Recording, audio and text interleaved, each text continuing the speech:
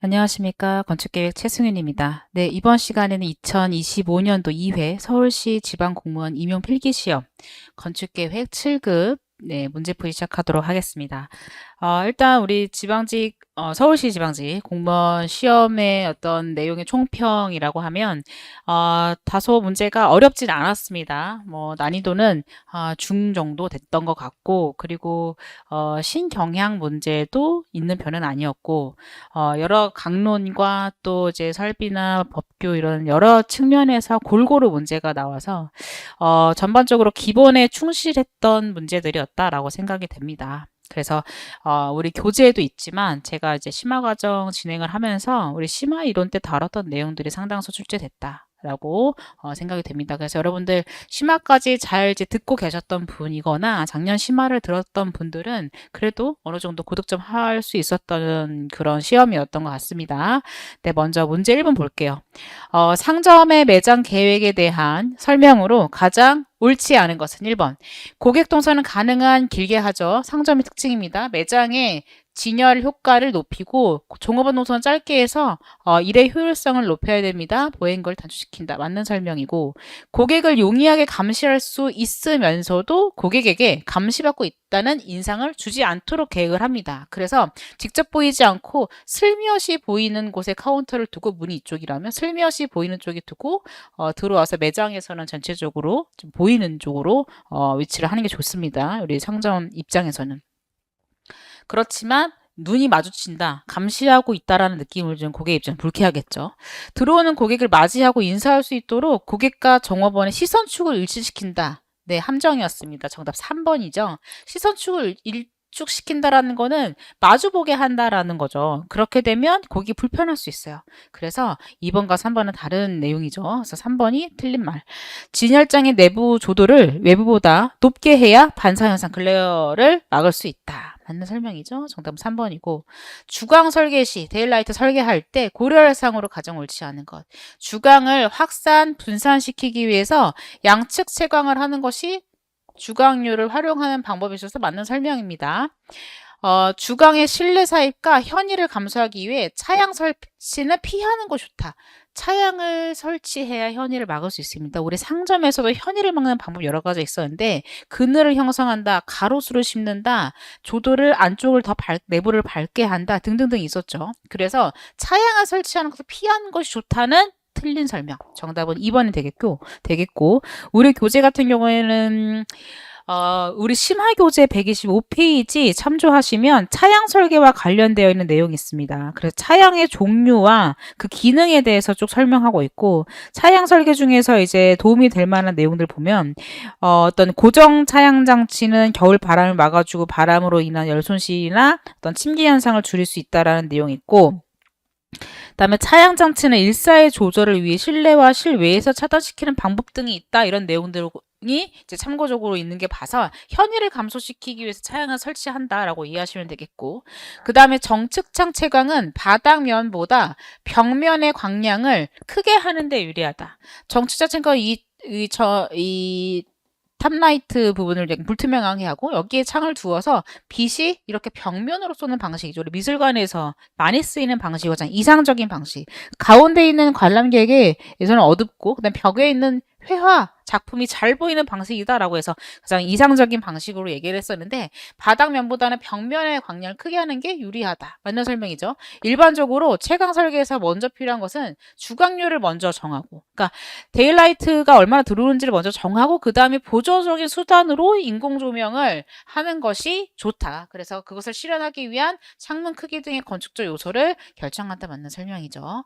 공장 건축에 대한 설명으로 가장 옳지 않은 것은 장래의 규모 변화에 대응해서 중축과 확장을 고려한다. 공장은 100% 확장을 고려한다. 하므로 종합계획을 수립한 후 단위 건축물을 계획하는 것이 바람직하다. 맞는 설명. 공장 또는 작업장의 레이아웃이란 공장 내 여러 부문, 작업장의 기계 설비, 작업 영역, 자재나 제품을 두는 장소 등의 위치를 관계를 가리키는 것을 할 수 있다. 그러니까 우리 교재에도 있는 거의 정의와 다름없는 내용이죠. 맞는 설명. 공장의 레이아웃 형식은 대량 생산에 유리한 제품 중심, 주문 생산에 적합한 공정 중심, 큰 제품에 적합한 고정식, 그리고 이대로 혼합한 혼성식으로 구분할 수 있다. 네, 이것도 기본적인 설명. 네, 중화공업의 레이아웃은 융통성이 크다. 정답 4번. 융통성은 레이아웃이 유연성이 크지 않으므로 장래의 어떤 확장을 고려해서 계획하는 것이 필요하다. 공정도가 높은 것은 구성. 이거 틀린 설명, 융통성이 크다라는 거는 틀린 설명입니다. 정답은 4번이고. 네, 건축법 관련된 내용. 건축법 시행령상 용어의 뜻으로 가장 옳지 않은 것. 내소재료란 인조석, 콘크리트는 내수성을 가진 재료다. 국토교통부령으로 정하는 재료를 말한다. 내화구조란 화재에 견딜 수 있는 성능을 가진 구조로 국토교통령으로 정하는 기준에 적합한 구조. 방화구조란 확산을 막을 수 있는 성능을 가진 구조. 난연재료란 불에 타지 아니하는 성질이 아니고 난연재료는 불에 잘 타지하지 아니하는 성능을 가진 재료고 여기서 설명하는 불에 타지 아니한다라고 하는 건 불연 재료입니다. 불연. 난연은 잘 타지 않는다 라고 이해하시면 되겠고 준불연은 불연 재료에 준하는 성질을 갖고 있는 재료다. 네, 우리 교재에도 있는 내용이죠. 쇼핑센터 및 구성 요소에 대한 설명으로 가장 옳지 않은 것은 자연광을 끌어들여서 외부 공간과 같은 느낌을 주는 것이 좋다. 코트, 몰 곳곳에 조성해서 휴식처인 동시에 각종 행사의 장이 될 수 있도록 한다. 일반적 쇼핑센터의 구성 요소 중 가장 큰 비중을 차지하는 것은 전문점이다. 아니죠. 정답 3번. 가장 큰 비중은 핵상점이 되겠습니다. 핵상점은 전체 면적의 약 50% 차지하고 있습니다. 우리 교재도 있지만 그래서 핵상점은 고객을 많이 끌어들이기 위한 역할을 하는 그런 상점을 핵상점이라고 하죠. 전문점은 전체 면적의 약 25%, 그 다음에 몰, 코트 등 공유 공간은 전체 면적의 10%, 관리시설 등등은 15% 정도 차지하고 있습니다. 몰의 폭은 6에서 12m가 일반적이고 최대 길이는 240이 넘어가면 지루해지기 때문에 240 정도까지만 하고 20-30m마다 변화를 주어서 고객의 흥미를 끌 수 있게 유도해야 된다라는 설명이죠. 정답은 3번이 되겠다. 건축 공간의 최적 치수를 설정할 때 고려하지 아니하는 것은 적정값을 이끌어내기 위한 여유 치수는 알파이다 이렇게 얘기했는데 지금 여기서 최적 치수 설정 시 고려하지 않는 것은 정답 상대값입니다. 네, 이건 우리 심화 시간에 했던 내용인데 먼저 최소값이라고 하는 건 최소값 플러스 알파는 단위 공간의 크기나 구성재의 크기를 정할 경우에 문이나 개구 높이는 최소값 기준으로 합니다. 그 다음에 목표값은 어느 값 하나 이상, 어느 값 이하나 어느 값 이상도 취할 수 있는 경우 출입문의 손잡이나 위치 등의 크기 그러니까 어떤 목적이 있는 설정을 하는 경우 목표값 설정하죠. 장애인 등의 그 편의시설과 관련되어 있는 문을 설치할 경우에 일반 기준보다 낮게 하죠. 그리고 일반 기준이랑 좀 다르고 예를 들어 또 그리고 어린이집 같은 경우에 이 기준에서 어린이집 기준에서 설치를 할 때 또 다르게 하고 이런 식으로 목표가 있는 경우에 값을 설정할 때 목표값으로 하고 그 다음에 최대값은 치수의 상한이 존재하는 경우 계단의 난간 높이라든지 야구장 관중석의 난간 높이 이런 상한이 존재하는 경우에 사용한다. 그래서 상대값은 관계가 없다. 정답 2번. 장애인, 노인, 임산부 등의 편의 증진 보장에 관한 법률상 편의시설 구조 재질 등에 관한 세부 기준에 대한 설명으로 옳지 않은 것.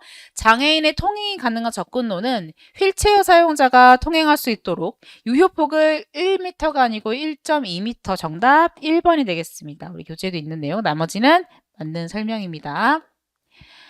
문제 8번 미술관 전시 공간의 특수전시기법에 대한 설명으로 가장 옳지 않은 것은 디오라마 전시는 현장성이 충실하도록 표현하기 위한 기법으로 하나의 사실 또는 주제의 시간상을 고정시켜 연출시켜 하는 기법이다. 매일 나오는 자주 나오는 지문이죠. 파노라마는 전시 동일 종류의 전시물을 반복 전시. 정답 2번. 뭘 설명하고 있죠? 얘는 하모니카 전시를 설명하고 있습니다. 아일랜드 전시는 벽이나 천장을 직접 이용하지 않고 전시물을 따로 떨어뜨려서 하는 방법이죠. 전시물 또는 전시장을 배치함으로써 전시 공간을 만들어내는 기법이고 영상 전시는 현물을 직접 전시할 수 없는 경우나 오브제 전시의 한계를 극복하기 위해 사용하는 기법. 이거 모두 우리 알고 있는 지문입니다. 이런 문제 틀리면 안 되죠. 네. 정답. 그래서 2번이었고 범죄 예방 건축 기준 고시사항 건축물의 범죄 예방 기준 중 100세대 이상의 아파트에 대한 기준으로 가장 옳지 않은 것. 자연적 감시를 위해 담장은 투시형으로 계획하여야 한다. 출입구의 영역 위계가 명확하도록 계획하여야 한다.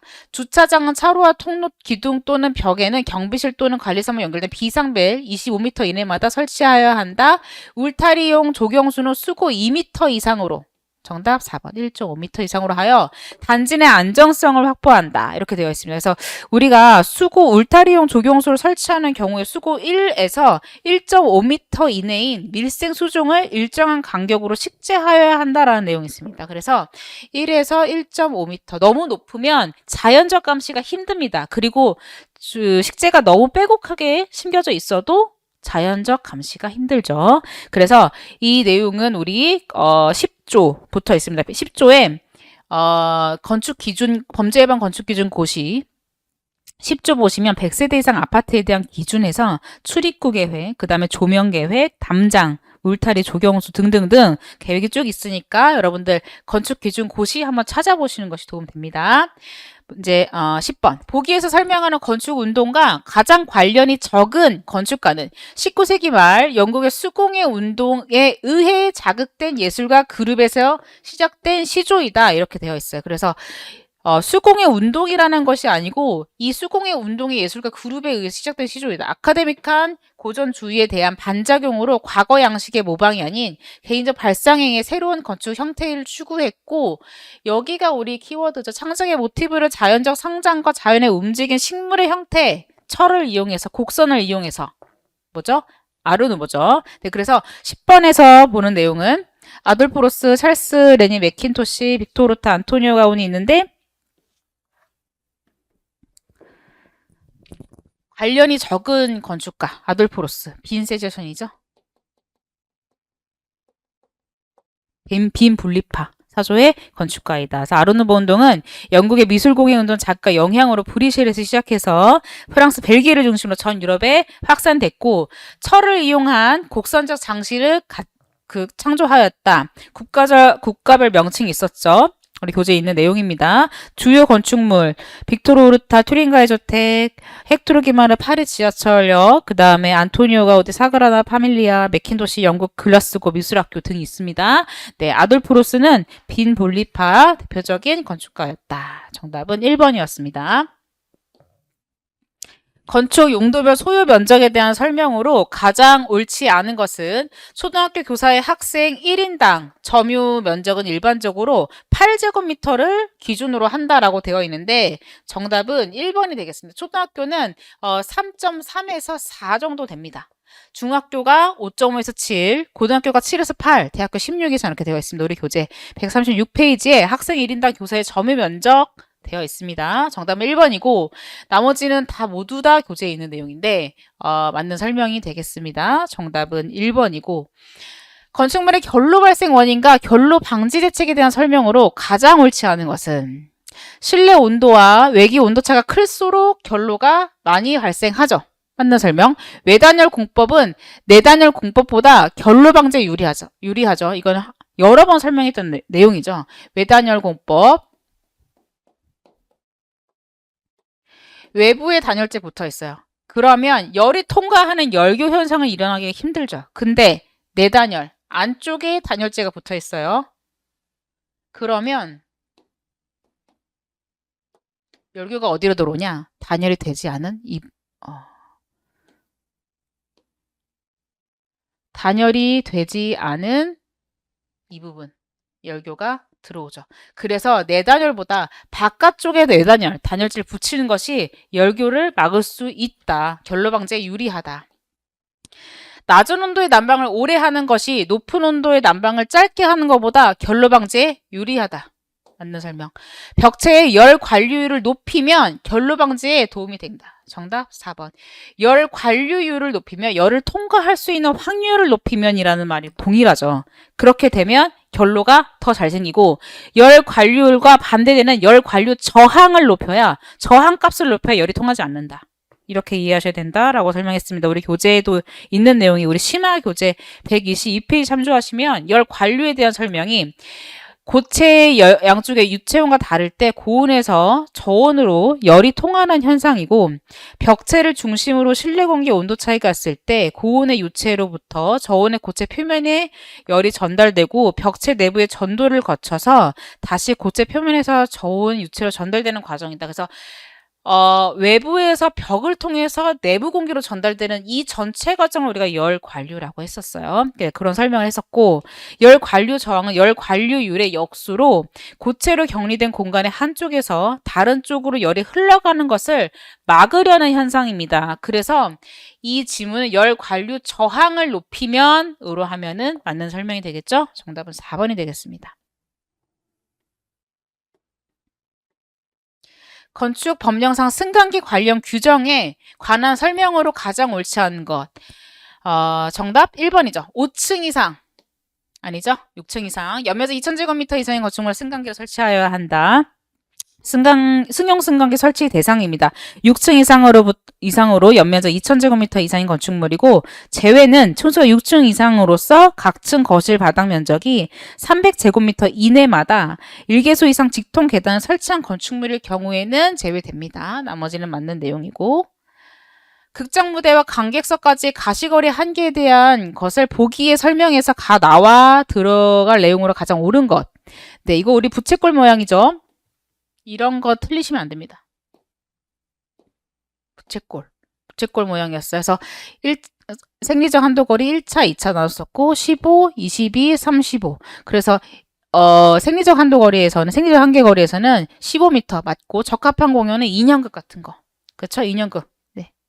아동극 이런 거였고, 그 다음에 1차 허용 한도는 20m. 정답 1번이죠. 틀리면 안 됩니다. 이런 쉬운 문제는. 네, 정답 1번이고.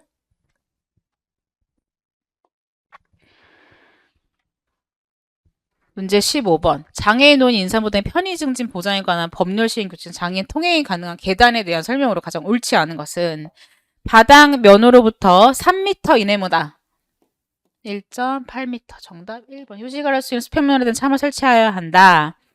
네, 우리 교재 모두 있는 내용입니다. 네, 어려운 내용 없고 정답 1번이고, 은행 주출입구 계획에 대한 설명으로 가장 옳은 것은 출입문은 도난 방지를 바깥여닫이, 안여닫이로 해야 되고, 영업장은 도난 방지를 위해 되도록 폐쇄적인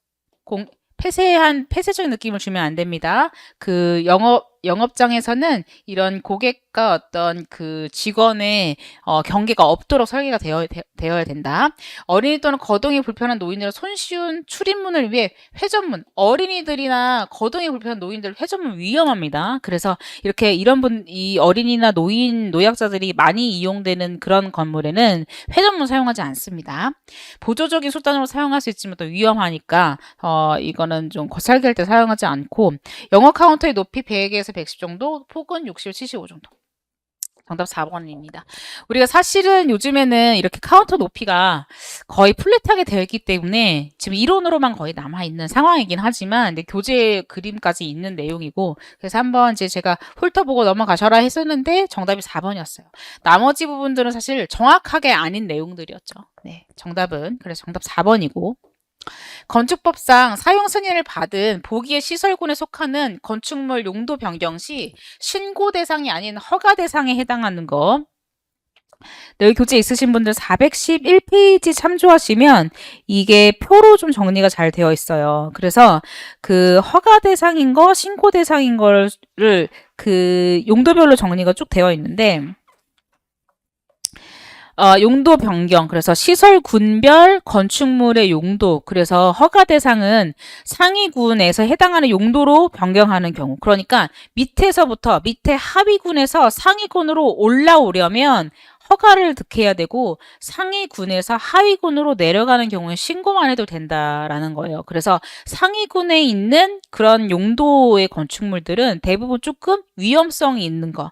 제일 위에 있는 게 자동차 관련 시설군, 그 다음에 산업 등의 시설군, 전기통신, 문화집회 이런 순서고, 밑에서부터 올라오면 제일 밑에 있는 게 이제 동물 및 식물 관련 시설, 그 다음에 주거 업무 시설군, 그 다음에 교육 및 근린생활, 그 다음에 교육복지 이런 식으로 그 위험성이 조금 낮은 것부터 이렇게 올라오고, 위험성이 높은 것부터 아래로 차순으로 내려가는데, 아래에서 위로 올라가려면 허가여야 되고, 위에서 아래로 바꾸려면 신고해도 된다라는 내용입니다. 그래서 여기서 신고안이 허가 대상에 해당하는 것은, 그러니까 위로 올라가냐 아래로 내려가냐 뭐 그걸 고르는 거예요. 영업시설군에서 근린생활로 내려가는 거는 영업시설군이 더 높기 때문에 신고 대상이죠. 그래서 기억은 1번은 맞고 신고 대상이고, 그 다음에 니은, 근린에서 주거로 내려가는 거, 주거가 더 낮게 있기 때문에 니은에서 디귿으로 용도 변경은 신고가 됩니다. 맞고, 그 다음에 디귿 리을에서 봤을 때 주거에서 자동차로 가는 거는 허가 대상이죠. 정답 3번이 되겠죠. 그 다음에 리을, 자동차 관련군이 제일 위에 있으니까 기억번, 영업시설로 내려가는 거는 당연히 신고 대상이 되겠고, 정답은 3번이었습니다. 그래서 이 문제가 사실 이 순서를 용도별 건축물 용도로 사실은 알아야 풀 수 있는 문제라서 조금 어려운 문제긴 했습니다. 정답은 네, 3번이 되겠고.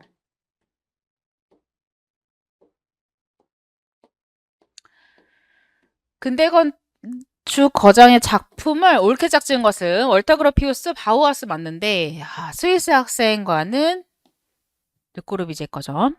그 다음에 르꼬르비제 사보이주택 유명한데 낙수장 누구 거예요? 프랭크 로이드 라이트. 미스 반데로의 바르셀로나 파빌리온 투겐트 저택 맞습니다. 제가 4대 거장 건축 거장들, 근대 건축 거장들의 이 건축물들은, 유명한 건축물들은 내용이 사실 좀 많긴 한데 무조건 다 책 읽는 거 정도는 기억하셔야 된다라고 설명드렸어요. 정답은 3번이고, 알발토 제네바 국제연맹회의 계획안 르꼬르비제 파이뮤스 하나토리움은 맞습니다. 네, 정답은 3번이고, 주차장법 시행규칙상 지하실 또는 건축물식 노외 주차장 차로에 대한 설명으로 가장 옳지 않은 것은 1번, 높이는 주차 바닥면으로부터 2.3m 이상으로 하여야 한다. 맞는 설명. 경사로의 곡선 부분은 주차장 주차 대수가 50대 이하인 경우 6m. 이하인 경우는 5m로 합니다. 정답 2번. 내변 반경을 회전할 수 있도록 한다. 이것도 우리 교재 452페이지에 지하시 건축물 주차 차로에 대한 기준에 있는 내용입니다. 그래서 곡선 부분은 자동차가 6m로 하는데 같은 경사로를 이용한 주차장의 총 주차 대수가 50대인 경우에는 5m, 이륜 자동차 전용 노외 주차장인 경우에 3m 이렇게 예외 규정이 있습니다. 이상의 내변 반경으로 회전할 수 있도록 하여야 한다. 나머지 모두 맞는 설명이고, 네, 제가 봤을 때 가장 어려웠던 문제였던 것 같아요. 이 20번 문제가. 먼저 이 문제는 두 가지를 아셔야 되는데, 전면 도로 노면에 고도차가 있는 경우에 이 높이 결정하는 방법과 건축물 높이에 산입하는 경우에 대한 내용 두 가지를 아셔야 돼요. 왜냐하면 여기 옥탑이라는 변수가 있어요. 그리고 경사지에 건물이 있는 경우 높이를 구하는 방법입니다. 우리 교재로는 402페이지 참조하시면 그림과 또 두 가지 내용 모두 설명이 되어 있어요. 전면도로에 의한 건축물의 높이 산정 시 지표면이 고저차가 있는 경우에 해당이 됩니다. 그 다음에 건축물 옥상 부분 높이 선정에서 건축물 높이에 산입하여야 하는 경우를 고려해야 되는 문제입니다.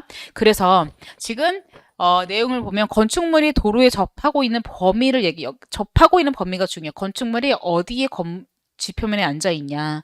이 경사진 도로가 이 토상도가 이렇게 돼 있다면 이 부분 그리고 이 부분이 건물이 접하고 있다라고 인지를 하시고, 얘는 어떻게 구하냐? 가존평면 평균 전면 도로의 높이 산정 예시가 있는 우리 교재는 간단하게만 나와 있고, 식은 어떻게 구하냐면 가족 높이 평균 계산은 높이 토탈, 그 다음에 길이 토탈로 나눠주는 걸로 구합니다. 이 말은 뭐냐면, 이 지금 경사면이니까 이쪽 면의 높이, 그 다음 건축물의 이쪽 면의 높이, 그 다음에 접하고 있는 이 면적을 구하는 겁니다. 그래서 높이는 h, 접하고 있는 길이를 l로 표현한다면 이 높이는 두 가지죠. 40쪽, 37쪽 이렇게 있는데, 그렇다면 이 h를 두 가지를 구하는데 이 13m라는 옥탑 면적, 이 기준 뭐예요? 우리 교재에도 있지만 건축물의 옥상 높이 산정하는 방법에 있어서 보면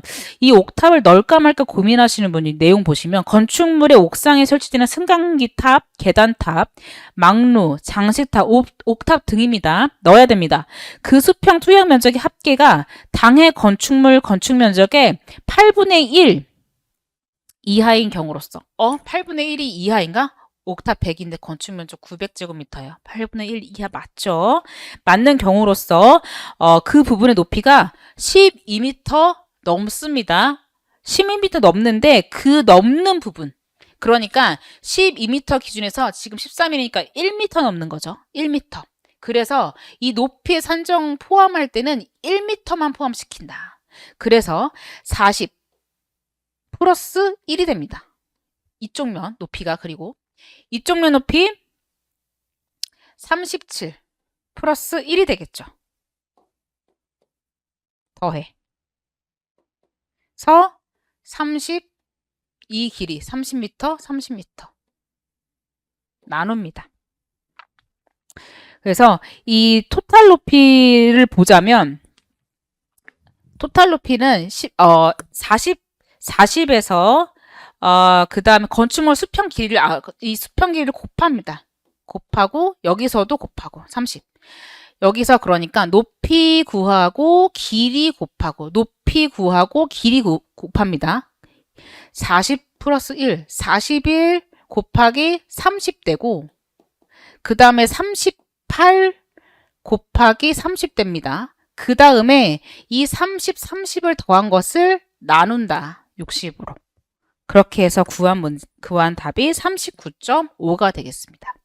다시 설명하자면 일단 첫 번째 이 옥탑 면적을 넣을까 말까 일단 고민하셔야 되고 그리고 조건은 또 경사지다. 경사지를 구할 때는 이쪽 접한 길이의 높이와 그 다음에 접한 면의 길이 그 다음에 이쪽 높이의 높이와 접한 면의 길이를 곱한다. 그러면 높이를 구할 때 이 13은 어느 부분만 높이로 산정이 들어가냐. 13은 12m 이상 1m 초과되는데 1m 초과도 건축 면적의 8분의 1 이하일 때 초과된 높이만큼만 산입시킨다. 그러면 41이 되고 그 다음에 37에서는 38이 된다. 그러면 어떻게 구하냐? 41m에서 접한 길이가 30m죠. 41 접한 길이 30m 더하기 38 접한 길이 30m 곱해서 나누기 30 더합니다. 30 플러스 30.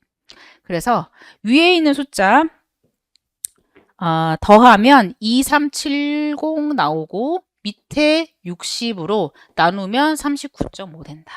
네, 이렇게 해서 지금 우리가 봤을 때 좀 어려운 문제는 우리 교재 402페이지에 설명되어 있는 내용이고 아마 이 산식을 생각하지 못해서 틀렸다면 그런 내용이 많을 거예요. 그래서 이렇게 어려운 문제 한 번씩 건축법에 있는 문제도 풀어보시는 것이 좋겠고 네, 이렇게 해서 2025년 2회에 지방공무원 7급이었지만 문제가 난이도가 많이 높지는 않았어요. 어려운 문제 한두 문제 빼고는. 네, 그렇게 해서 우리 교재나 심화 이론 열심히 들으셨던 분이라면 고득점 하실 수 있는 그런 시험이었습니다. 이렇게 해서 오늘 2회 서울시 지방공무원 임용 필기시험 기출풀이 마치도록 하겠습니다. 감사합니다.